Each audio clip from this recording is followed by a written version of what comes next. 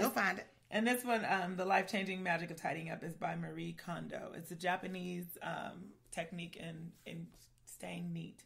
And so we'll be like giving little tidbits that we learned from the book within our Tea Shines for the Soul, just amongst all the other things, because, you know, we are learners and we are teachers. That's right. So that is our Tea Shines.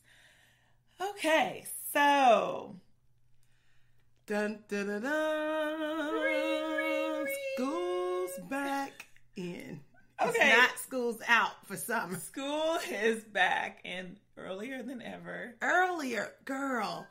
Okay, can I just say that I think for the mental health of educators, we need to stay out of any kind of July starting any kind of school. Right. Because I think just right there, starting pre-planning in July, open house in July, like all of that does something for our psyche. The mind. It's bad. Even though, like, okay, so last year we started maybe August 2nd or August 1st. Well, that's when we started this year, July 31st, and people were tripping so hard. I'm like, really? It's one day. But it's just the month. It's the month. The word July. Again, yes. Can we keep July out of this? Don't be bringing July into this. I mean, there's no reason they need to be in our shenanigans, okay? Right. July means family reunions. Right. That means vacations. Right. I mean, I was looking back on some of my memories, and I was like, how was I in Dominican Republic? Like, at this time, 5 years ago. What was I doing? Was I not in school? But then I realized we were starting in August, and that's even early considering most people start in September. They come back after Labor Day. Yeah, so sound like the good life. Right, must be nice. But then they're still in school when we are like fancy free. I know, but I mean, of course, I guess it's give and take, pros and cons to both. I'm sure, and we get breaks. Well. We get fake breaks in my county. Like, y'all get the real break. Don't you? Well, that's because y'all are starting back a week later than us or something like that, right? We did not start back a week later. If we started today, y'all started Monday. Oh, yeah. I don't know what fake breaks. But you guys were out earlier than we were. Because you were free and I was not. I hadn't been free all summer, boo. I'm talking about Memorial Day when the kids did not come anymore. You were like, our kids are done. And I was like, huh? We're that's still here. True. The kids weren't there. That's true. But, okay. So the idea of teachers and their breaks, I am just, okay. Well, maybe we'll save that for an elephant in the room at some point. The fact that people think that all we do is have breaks. Oh, let's sigh. I can't do it. I'm about to go there now. Because I feel like I'm mad already before you even start talking. I just instantly got an attitude. I am about to talk about how people, some of these parents in the county I work in, were trying to do a petition and keep their kids out, saying that, you know, we're just doing that so teachers can get more breaks. That's why we're starting back so early. All these breaks are embedded so teachers can get a break, and that's not right. What about our students? They need continuous learning.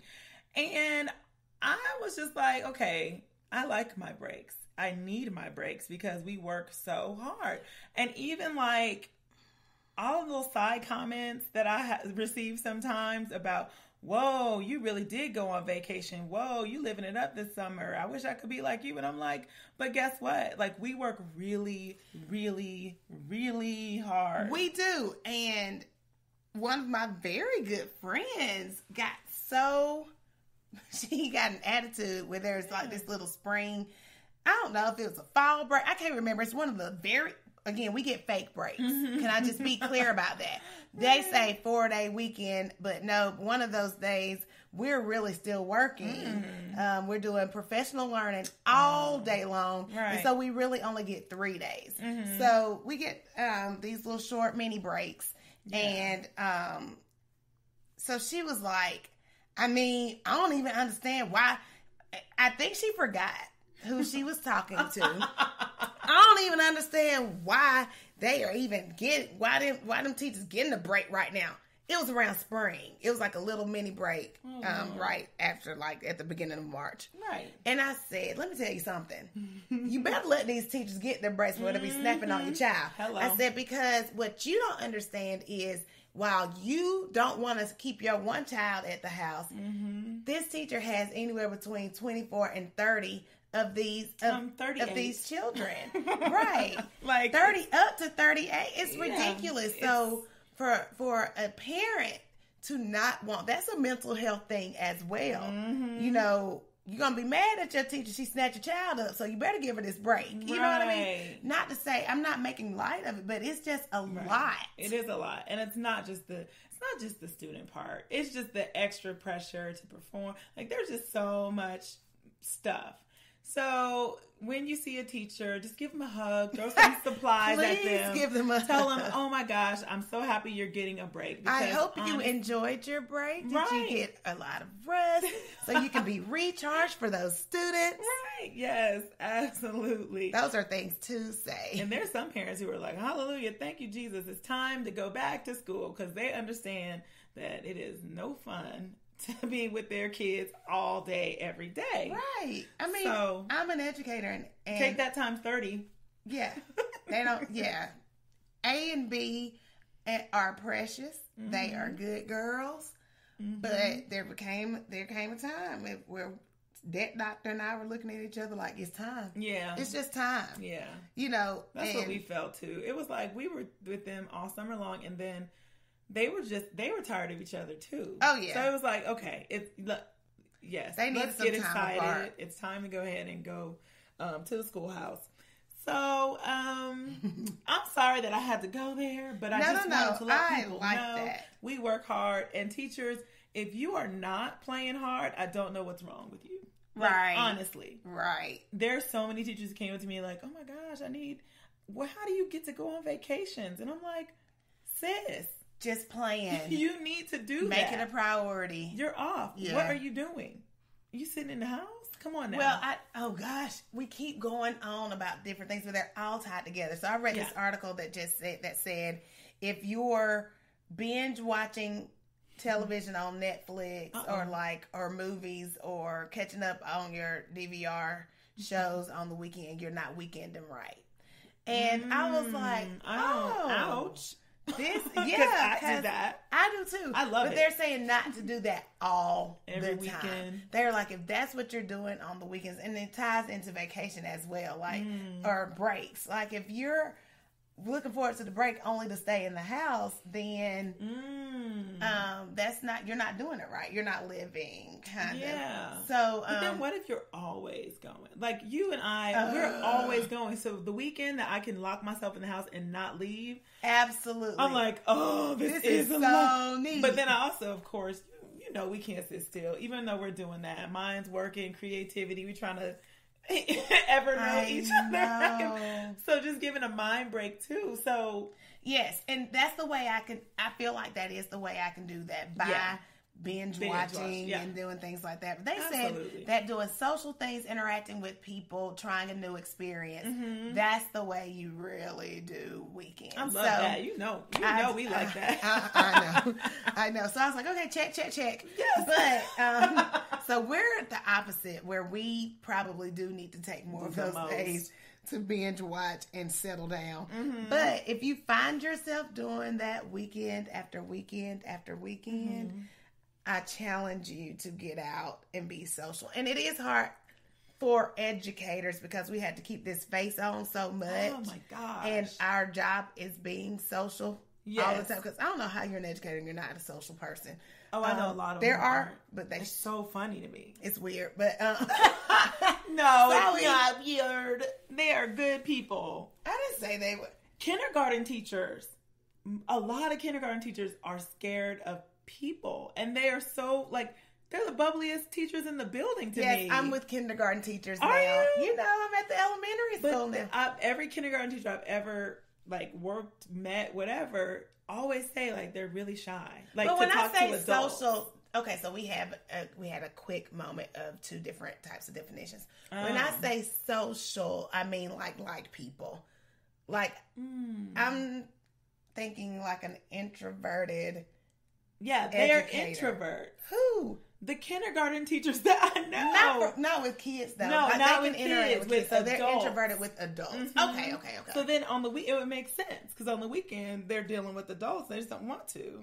Right. But during the week, they're like living They're living cartoons because they have to entertain and engage these little bitty minds. Oh, they're so amazing. I love elementary school. They do so much. I love it too. Those classrooms. Oh my gosh, how did we do Friend Fix and I didn't tell you about my first day of school at an elementary school?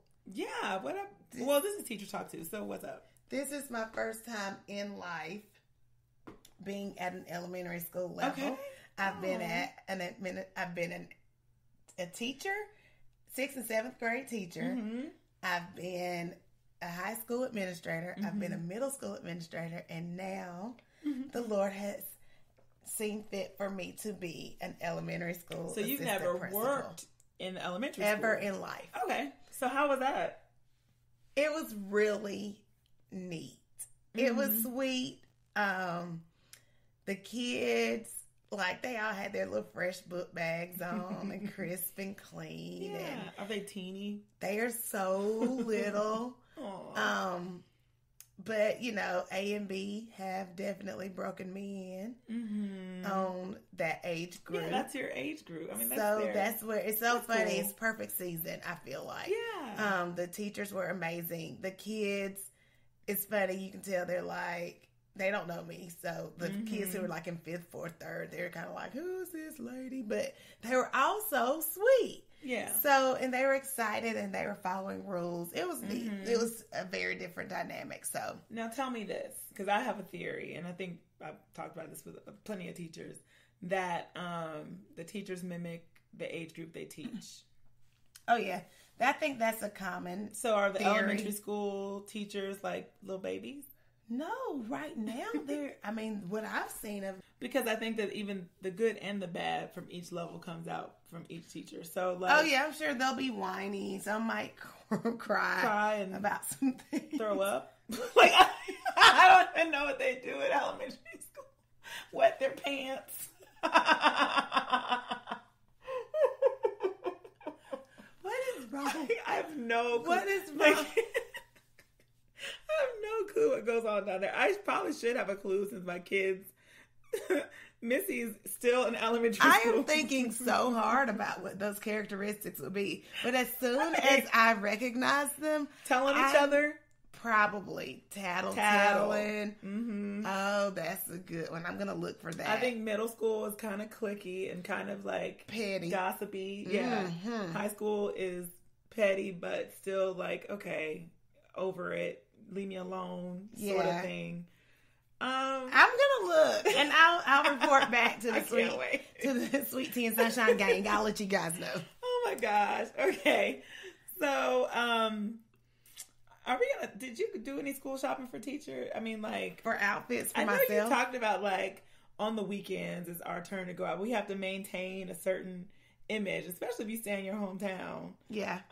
If you teach in your hometown and you live there, yeah, you kind of have to be aware of like what you're looking like and what you are portraying. And I know.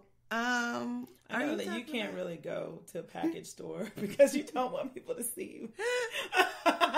What do you mean? I don't even drink alcohol all the time. I tell a story all the time. Don't be telling my business. I've told you. I'm glad we don't work in the city that that I teach in. Right. And we stopped like when World Famous first started teaching. We lived there, so we never used to go to that mall. We would go somewhere else just because it was like, see you. Well, yes, we spend a lot of time in Atlanta, a lot of time in Douglasville. Mm-hmm. Yeah, we ride out. Yeah. But, and it is funny, I'm confused a little bit about your question because we were talking about going back to school shopping, right? And then you start talking about the image that we have to portray as teachers. So, do you go school shopping for yourself?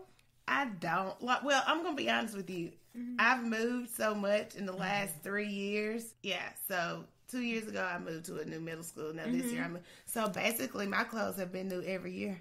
My old clothes have been new every year. Yeah, new to the people that I'm around. So I did not go.